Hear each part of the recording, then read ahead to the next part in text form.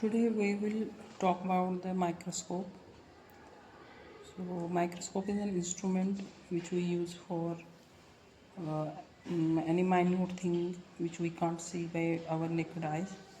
So this one is a binocular compound microscope. So it has different parts starting with the eyepiece,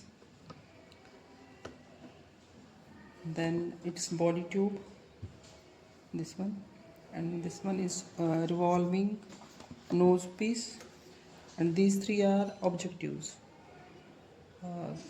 Lowest magnification power is of 10x, that is called low power. Next is 40 or 45x, that is high power, and last one is oil immersion or 100x. X denotes for magnification power of the lens. This one is known as handle. It has two specification. One is for coarse adjustment and another one is fine adjustment. By the help of or with the help of this coarse adjustment, we can move the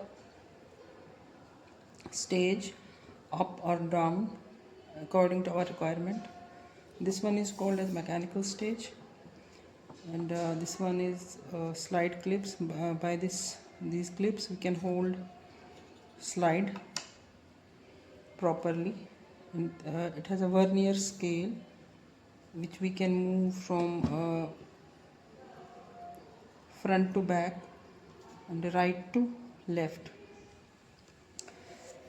Beneath this mechanical stage has a sub-stage which consists of condenser, iris diaphragm, and it has this light source at the base. So this one is called base or foot. In monocular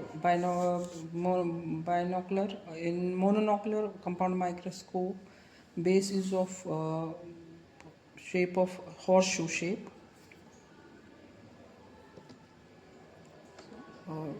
Starting with this objective, it can be of different magnification, starting from 5x, 10x or 15x.